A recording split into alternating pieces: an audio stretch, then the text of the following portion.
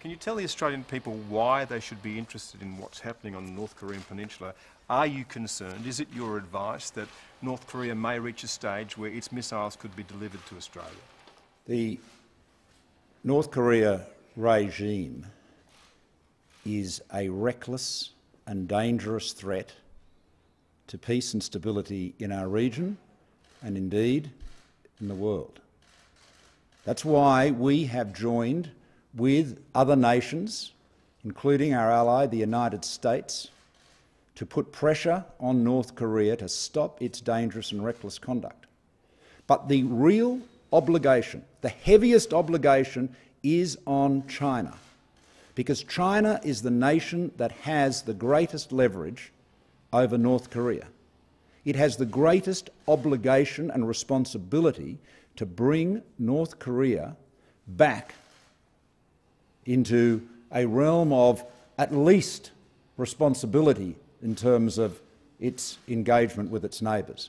The North Korean regime is a threat to the peace of the region. It's a threat to all of its neighbours in the region, and if it were able to obtain develop a missile that could travel as far as the United States with a warhead, or as far as Australia, then it obviously could threaten Australia and indeed the United States. But as Vice President Pence said, the strategic patience has come to an end.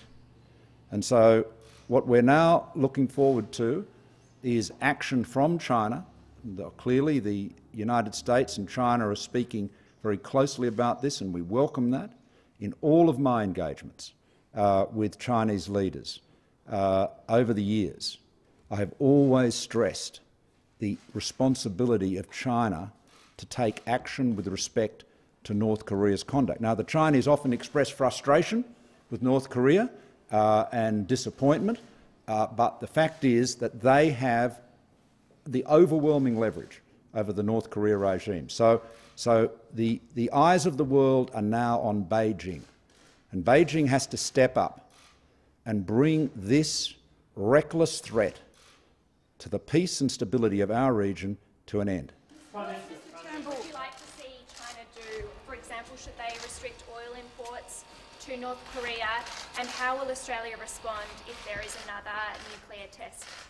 Well, can I say that China should do whatever it takes to, it has many avenues, and it has enormous leverage over North Korea, as everyone understands. It has obviously the longest border, the most important by far economic relationship.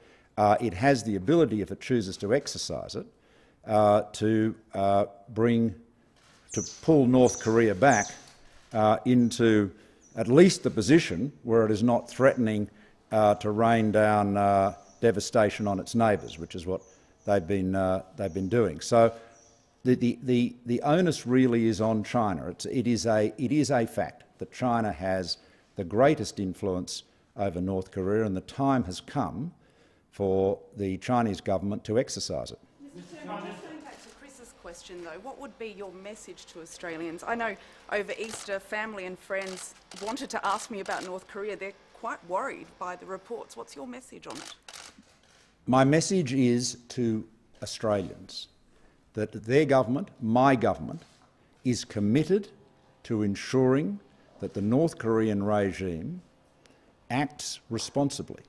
Now, we don't have the leverage that China does. We obviously don't have the military might that the United States does.